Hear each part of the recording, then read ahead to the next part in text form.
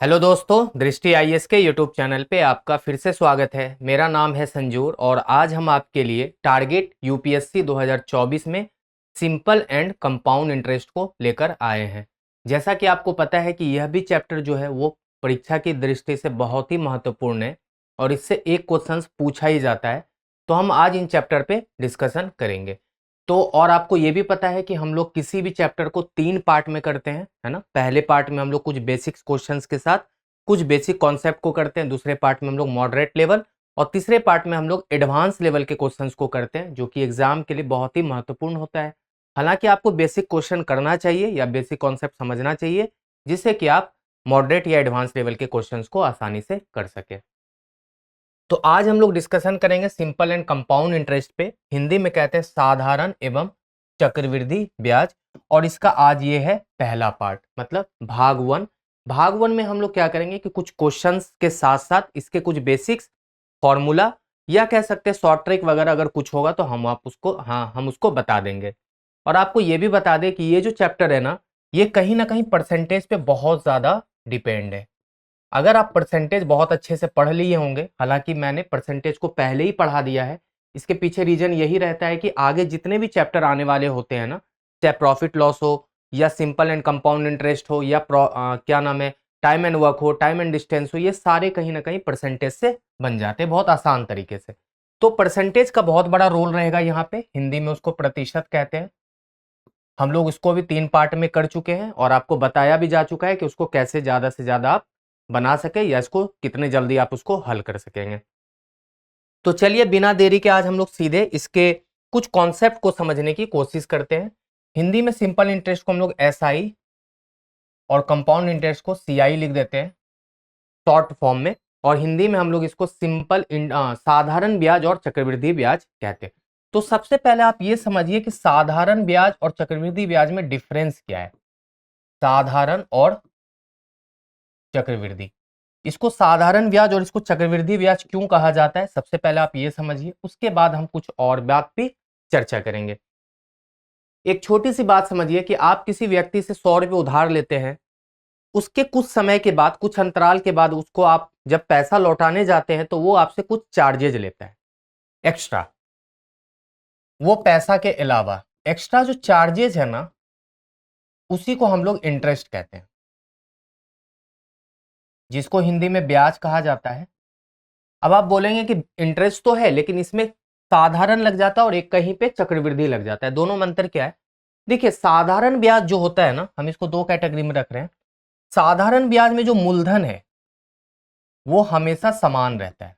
समान रहने का मतलब है कि अगर आपने 100 रुपये लिया है उधार, तो ये जब तक आप पैसा ना लौटा दे, 1 साल 2 साल 10 साल के बाद, वो आपका मूलधन फिक्स रहेगा और इसी फिक्स राशि पे कुछ रेट ऑफ इंटरेस्ट की दर से, कोई भी रेट ऑफ इंटरेस्ट रहा होगा ब्याज की दर, उस पे आपको वो हर साल या 6 महीने में या 3 महीने में, जैसा भी आपके साथ उसका शर्त रहा होगा, उस पे आप उसको कुछ ना कुछ फिक्स्ड अमाउंट उस अंतराल पे देते रहते हैं। मूलधन फिक्स रहेगा, यहाँ पे मूलधन नहीं बदलता है, चाहे 100 हो, चाहे 1000 हो या 20,000 हो, मूलधन फिक्स रहेगा। तो इसमें क्या होता है ना कि मूलधन पे जो कुछ ना कुछ जो आप एक रेट के अनुसार जो पैसा देते हैं ना, वही होता है साधारण ब्याज। साधारण ब्याज एक समय अंतराल पे, एक जो समय का अंतराल होता है ना, उसके आधार पे, चाहे वो 1 महीने में आपको देने का मतलब शर्त रहा होगा या साल में रहा होगा, वो हम लोग आगे डिस्कशन करेंगे। लेकिन चक्रवृद्धि ब्याज में जो है ना, वो मूलधन असमान रहता है। असमान रहने का मतलब क्या होता है कि जैसे आज आपने उससे 100 रुपये लिया है उधार किसी व्यक्ति से, जो कि मूलधन है। अब मान लेते हैं कि अगले साल आपको 10 रुपये ब्याज देना पड़े, 10 क्या देना पड़े, ब्याज देना पड़े। तो आपने 10 रुपये उसको ब्याज दे दिया, वो व्यक्ति बोला ठीक है भाई, आपने 1 साल का ब्याज मुझे लौटा दिया 10 रुपये। अब अगला बंदा क्या कर रहा है ना, अब आपका मूलधन बदल दिया वो, अब जो आपका मूलधन हो गया ना, वो हो गया 100 और 10 रुपया जो ब्याज है ना, वो मिला के मूलधन बन जाता है। मतलब क्या होता है ना कि हर साल आपका मूलधन यहाँ पे बदल जाता है और पिछला जो ब्याज होता है ना, 1 साल का या 6 महीने का जो भी ब्याज रहता है, वो उसके साथ जुड़ के मूलधन बन जाता है। बेशक आप वो पैसा लौटा दिए हो 10 रुपये, चाहे आप ये 10 रुपये लौटा दियो, लेकिन वो मूलधन में ऐड हो जाएगा और वो नया मूलधन बन जाता है। तो इसमें क्या होता है ना कि इसीलिए इसको कहा जाता है interest on interest, interest on interest, ब्याज पे ब्याज। चक्रवृद्धि ब्याज का दूसरा नाम है ब्याज पे ब्याज। एक्चुअली क्या है ना, यहाँ पे आपको ब्याज पे ब्याज लगता है ना, देख लीजिए ये ब्याज, फिर उस पे ब्याज लगेगा, फिर जो ब्याज होगा फिर उस पे ब्याज लगेगा। लेकिन यहाँ ऐसा नहीं होता, यहाँ पे क्या है कि आपका मूलधन यहाँ पे फिक्स है, इसमें जो ब्याज होगा ना 10 रुपए है तो अगले साल भी 10 होगा, फिर 10 होगा। लेकिन यहाँ क्या होगा ना, चेंजेज होगा, यहाँ पे ब्याज जो है ना चेंजेज होगा, मूलधन भी चेंज हो जाता है तो ब्याज भी चेंज होगा। यहाँ पे क्या, मूलधन सेम है तो ब्याज सेम है। बस यही अंतर है साधारण और चक्रवृद्धि ब्याज में, कि साधारण ब्याज पे मूलधन हमेशा समान रहता है, ब्याज भी हमेशा समान रहता है एक समयांतराल पे। लेकिन यहाँ पे क्या है ना, मूलधन भी असमान होता है, मतलब मूलधन भी बदलता रहता है समय टू मतलब अकॉर्डिंग टू टाइम, जैसे भी आपके साथ उसका शर्त रहा होगा। और इसमें ब्याज भी बदलता रहता है हर साल या हर 6 महीने में, हर 3 महीने में, जैसा कि आपके साथ शर्त रहा होगा।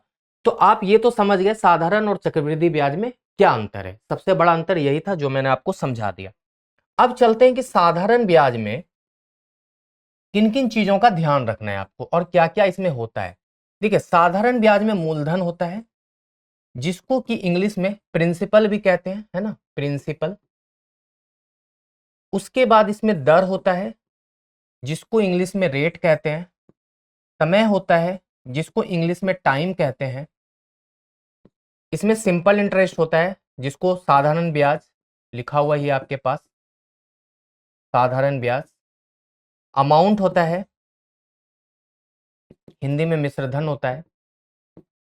ठीक है, हम लोग थोड़ा थोड़ा समझ लेते हैं एक्चुअल में क्या होता है। प्रिंसिपल क्या होता है कि प्रिंसिपल एक ऐसा टर्म है, एक ऐसा पद है जो किसी व्यक्ति को उधार दिया जाता है या किसी व्यक्ति से उधार लिया जाता है, मतलब एक अमाउंट, एक राशि, उसको प्रिंसिपल कहते हैं। दर का मतलब है कि आप कितने प्रतिशत पे उसको उधार दे रहे हैं, किस दर से पैसा दे रहे हैं, 10% वार्षिक, 20% वार्षिक, एक जो आप चार्जेज करते हैं वो दर है। समय कितने समय के लिए दिया गया है, चाहे वो दिन में हो, मंथ में हो, ईयर में हो, वो देख लेंगे।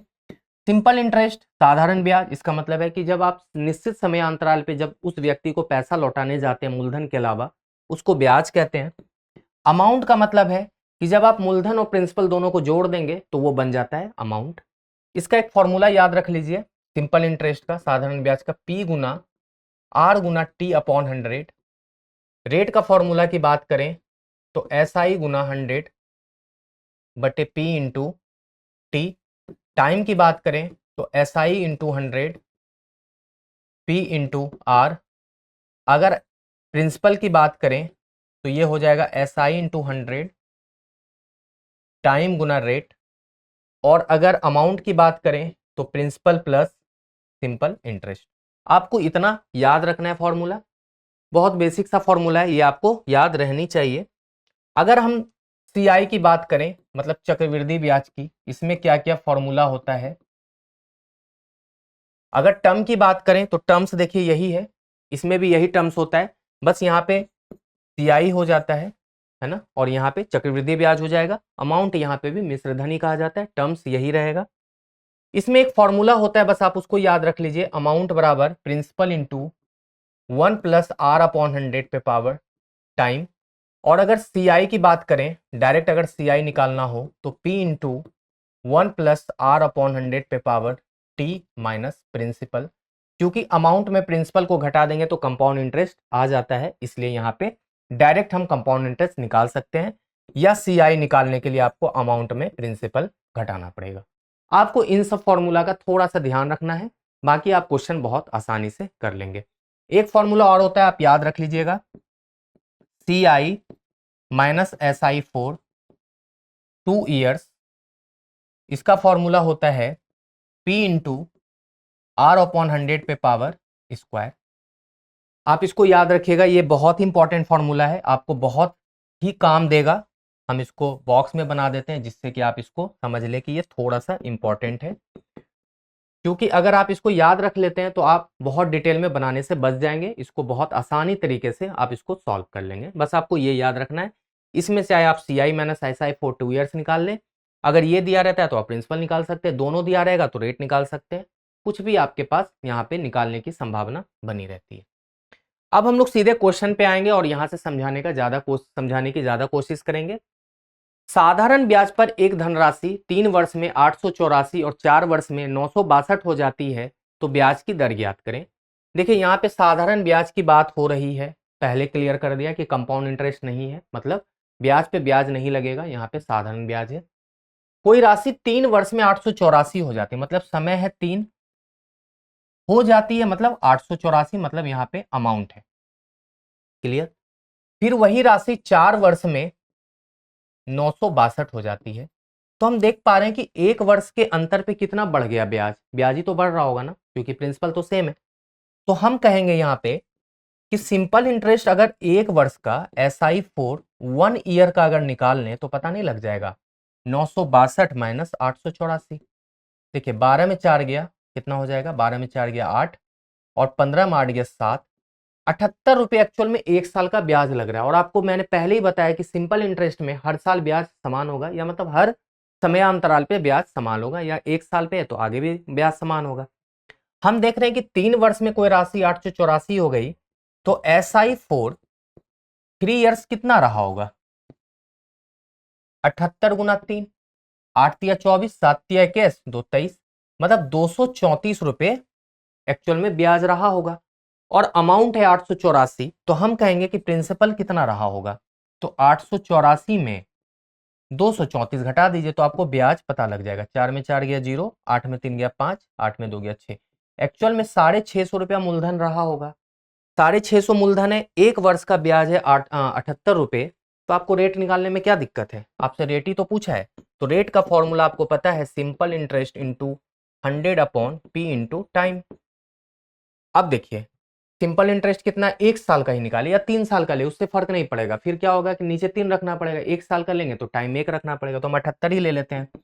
78 गुना 100, प्रिंसिपल है 650, और गुना 1 कर लेंगे, कोई दिक्कत है। देखिए 0 0 कट गया, 13 पचे 65, 13 6 के 78, 5 दूना 10, 6 दूना 12%। मतलब क्या है, रेट जो है वो 12% है। बहुत आसान सा क्वेश्चन था ये, बहुत ही बेसिक क्वेश्चन आप कह सकते हैं। तो हम कहेंगे कि रेट हमारा 12% रहा होगा। यही हमेशा फिक्स भी रहता है सिंपल इंटरेस्ट के केस में, ठीक है ना। अब देखिए 40,000 की राशि पर 3 वर्ष बाद 12% प्रति वर्ष की दर से चक्रवृद्धि ब्याज क्या होगा। अब देखिए यहाँ पे चक्रवृद्धि ब्याज का क्वेश्चन है, साफ साफ दिख पा रहा है, मतलब यहाँ पे क्या होता है, ब्याज बदलता रहता है। प्रिंसिपल यहाँ पे दे दिया है 40,000 रुपया, तो हम लिख लेंगे। रेट यहाँ पे दे दिया है 12%, वो भी लिख लेंगे। टाइम यहाँ पे दे दिया है 3 वर्ष। अब आपसे पूछा गया है CI, मैंने अभी आपको बताया था CI का फॉर्मूला बहुत अच्छा सा। CI बराबर होता है P into 1 plus R upon 100 पे पावर टाइम माइनस प्रिंसिपल। इस पे पुट कर देंगे। देखिए प्रिंसिपल कितना है 40,000, 1 प्लस 12/100 पे पावर 3 माइनस 40,000, है ना, ये तो होगा ना। अब देख पा रहे हैं कि 40,000 तो यहाँ रख ही देते हैं, और यहाँ पे देखिए 4 तिया 12, 4 से 25 कट जाएगा ना, 25 प्लस 3 28 गुना 28/25 गुना 28/25 और गुना 28/25 और माइनस 40,000। इसको आपको सॉल्व करना पड़ेगा, है ना। तो देखिए इसको सॉल्व कर लेते हैं बहुत जल्दी से। 25 से कटा दें, ये कट जाएगा, 25 से का 25, 15, है ना, 25 छके, तो ये कट जाएगा 1600 बार में, है ना, 1600 बार में कट गया। 25 से का 25, 25, हाँ 1600 बार में। फिर कटेगा 25 से, देख लेते हैं, 25 चौके 100, और यहाँ 10 बचा, 44 बार में ये कट गया, ठीक है ना। 44 गुना 25 1600 होता है, ठीक। अब 44 बार में ये कट गया यहाँ, लेकिन 25 अभी बचा ही रह गया, तो 28 गुना 28 गुना 28 गुना 44 आपको करना पड़ेगा। उसके बाद 25 से डिवाइड करके जब इसमें आप घटाएंगे 40,000 में, तो आपका उत्तर प्राप्त हो जाएगा। या तो आप कर लें 28 गुना 28 कितना होता है देख लीजिए, 8 8 64, 6 8 दूना 16, 6 22, 8 दूना 16, 2 दूना 4 1 5, 4 6 2 8, 784। फिर 28 से गुना करेंगे, 8 चौके 32, 3 8 8 64, 3 67, 6 8 7 56 और 6 56 और 6 कितना होता है 62 होता है। 4 दूना 8, 8 दूना 16, 7 दूना 14, 15, 2 8 7 15, 6 2 8 1 9, 6 5 11, 21,952 आया। फिर इसमें 44 से भी गुना करना पड़ेगा, ठीक है। फिर 25 से भाग भी करना पड़ेगा, 4 दूना 8, 5 चौके 20, 5 चौके 20, 2 9 चौके 36, 2 38, 3 21 चौक 84, 3 87।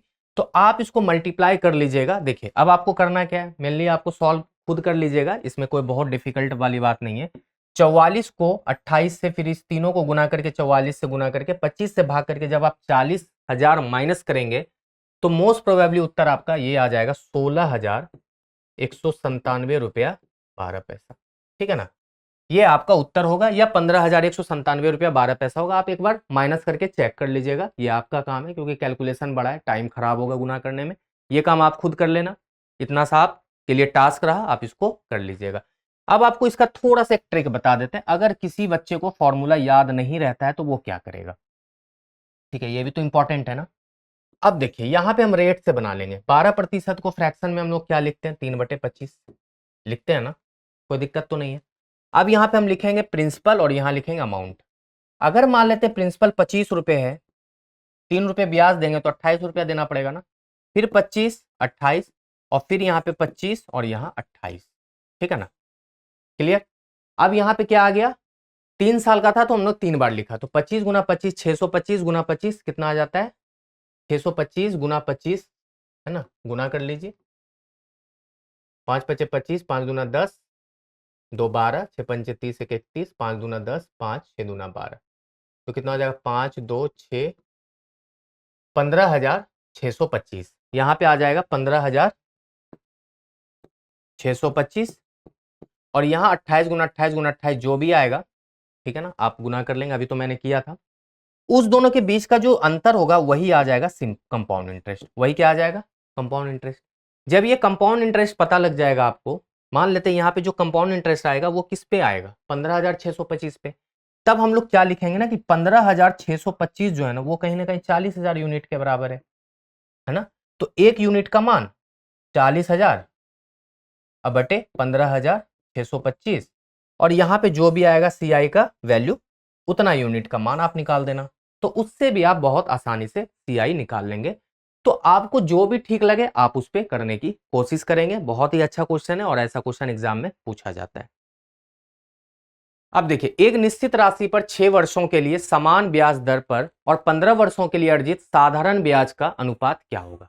अब देखिए यहाँ पे साधारण ब्याज है, मतलब क्वेश्चन साधारण ब्याज से है, पहले ही ढूंढ लीजिएगा, थोड़ा आसान रहेगा। अब देखिए 6 वर्षों के लिए समान ब्याज दर और समान राशि पे, एक निश्चित राशि पे, मान लेते हैं कि वो निश्चित राशि P ही रहा होगा और दर जो है ना R ही रहा होगा, तो दोनों के बीच अनुपात निकालना है। तो पहला SI1 और SI2 अगर हम निकालें तो क्या हो जाएगा, देखिए P into R into T कितना है भाई, 6/100, दूसरा P इंटू R इंटू 15/100। मैं आपको बस बता रहा हूं, बाकी उसके बाद हम ट्रिक दे देंगे। देखिए 3 दूना 6, 3 पचे 15, मतलब क्या आ जाएगा 2:5। मतलब इसका जो ब्याज होना है वो होगा 2:5 में। जब भी अगली बार ऐसा क्वेश्चन आए ना तो याद रखिएगा, अगर राशि और दर समान हो तो हमेशा जो वर्ष का जो रेशियो है ना वही साधारण ब्याज का रेशियो होगा, या फिर राशि और वर्ष समान हो और दर का जो रेशियो होगा वही साधारण ब्याज का रेशियो होगा। इतना तो आप समझ गए होंगे इस क्वेश्चन से। तो बहुत ही अच्छा क्वेश्चन था, इसको देने का मकसद इस क्वेश्चन का ये था कि आप इस बात को समझ सकें कि इसके बीच क्या रिलेशन होता है। चलिए, यदि किसी धनराशि पर 2 वर्षों के लिए 5% वार्षिक दर से साधारण ब्याज 200 रुपए है तो उसी दर पर उसी समय के लिए चक्रवृद्धि ब्याज ज्ञात कीजिए। अब देखिए इसमें दोनों क्वेश्चन एक साथ है, एक बार साधारण ब्याज का क्वेश्चन है और एक बार चक्रवृद्धि ब्याज का क्वेश्चन है। बट घबराना नहीं है, पहले हम लोग पहला लाइन जो है उस पर काम कर लेते हैं। यहाँ पे टाइम है 2 वर्ष जो दिया है लिख लेते हैं, रेट है यहाँ पे 5%, साधारण ब्याज है यहाँ पे 200 रुपये। तो मेरे लिए प्रिंसिपल निकालना आसान नहीं है, 200 गुना 100 अब बटे 5 गुना 2, तो यहाँ पे कितना हो जाएगा 2,000 रुपये। प्रिंसिपल यहाँ पे 2,000 आ गया। अब आपसे पूछा जा रहा है कि उसी दर पर उसी समय के लिए चक्रवृद्धि ब्याज निकालिए। प्रिंसिपल है 2,000, ठीक है ना।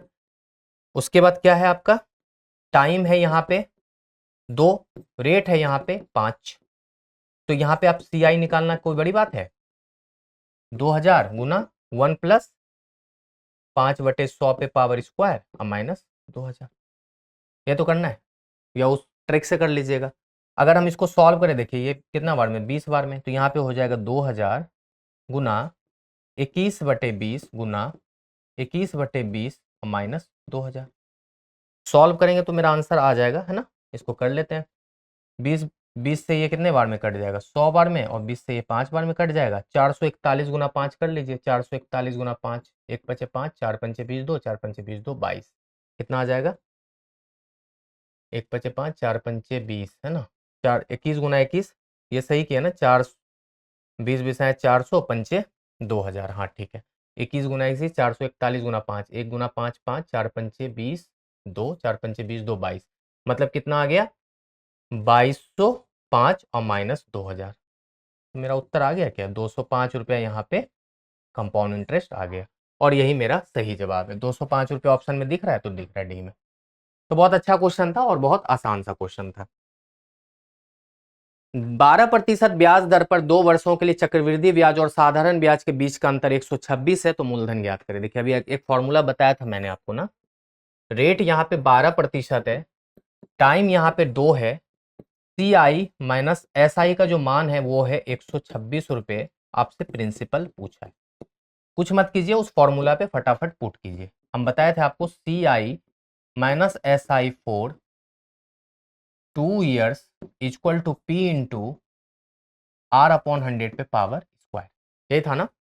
अगर हम इस पे पुट करेंगे तो बन जाएगा, बनेगा। देखिए CI minus SI for 2 years दिया हुआ है कितना, 126, तो आप यहाँ पे 126 रुपये लिख दीजिए, ठीक है। P नहीं दिया है, रेट दिया है 12/100 पे पावर स्क्वायर, है ना, 12/100 पे पावर स्क्वायर। अब हम इसको सॉल्व करेंगे तो देखिए कट जाएगा क्या, इससे कटा देते हैं, 4 तिया 12, 4 से 25, तो यहाँ पे हो जाएगा 126 बराबर P गुना 9/625, है ना। तो प्रिंसिपल का मान कितना हो जाएगा, 126 गुना 625/9, इन 9 से कट जाएगा। देखिए ये 9 है, 9 का 9, 3, 9 चौके 36, 14 गुना 625, 14 पंचे 70, 7 14 9 28, 7 35, 3 14 चौक 84, 3 87, मतलब 8750 रुपया जो है ना, क्या है मेरा मूलधन, यही मेरा आ जाएगा 8750। इसी पे CI माइनस SI का जो मान है वो है 126 रुपये 2 वर्ष के लिए। अगर आप डिटेल में बनाते तो बहुत समय लग जाता है एक्स वगैरह मान के, तो इस फॉर्मूला को आपको याद रखना पड़ेगा, बार बार बता रहे हैं, काफ़ी इंपॉर्टेंट फॉर्मूला है और बहुत ज़्यादा डिफिकल्ट भी नहीं है। 3 साल का भी होता है, जो हम अगले एपिसोड में इस पर चर्चा करेंगे। तो आज हम लोग कुछ बेसिक कॉन्सेप्ट को और कुछ बेसिक क्वेश्चंस को हल कर लिए हैं, और ऐसा ही क्वेश्चन आएगा एग्जाम में, घबराने वाली बात नहीं है। जब हम एडवांस लेवल पे बातचीत करेंगे, जो तीसरा एपिसोड होगा या तीसरा पार्ट होगा, उसमें कुछ अच्छे क्वेश्चंस पे हम लोग डिस्कशन कर लेंगे, जो कि हो सकता है कि एग्जाम के लिए इंपॉर्टेंट हो।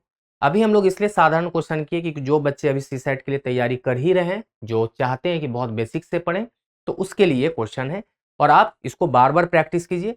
टेलीग्राम चैनल पे ज्वाइन जल्दी से कर जाइए, डिस्क्रिप्शन में आपको लिंक है, वहां पे PDF डाउनलोड कीजिएगा, दोबारा क्वेश्चन को प्रैक्टिस कीजिएगा, या टेलीग्राम पे लिखें CSAT 4 IAS PCS, आपको वहां पे चैनल वैसे भी दिख जाएगा, और नहीं तो टेलीग्राम पे तो लिंक है ही। तो जल्दी से आप चैनल को सब्सक्राइब कीजिए, वीडियो पे लाइक करें, वीडियो पे कमेंट करें, और हमें जरूर बताएं कि आज का एपिसोड आपको कैसा लगा। और CSAT का जो बैच है 9 अक्टूबर से स्टार्ट होने वाला है, अगर आप उसको ज्वाइन कर लिए तो बहुत अच्छी बात है, और अगर अभी तक नहीं किए हैं तो उस बैच को ज्वाइन कर लें, वहाँ पे ज़्यादा से ज़्यादा आपको क्वेश्चंस और बहुत अच्छे से वहाँ पे आपको पढ़ाया जाएगा, जिससे कि आपकी तैयारी और बेहतरीन हो जाएगी। तो चलिए हम लोग मिलते रहेंगे इसी तरह सप्ताह में 3 दिन, और आपकी तैयारी को और बेहतरीन कराते रहेंगे। तो आप हमसे जुड़ना बिल्कुल भी ना भूलें। तो हम आपसे इसी तरह अगले वीडियो में मिलेंगे। चलिए आज के लिए शुक्रिया।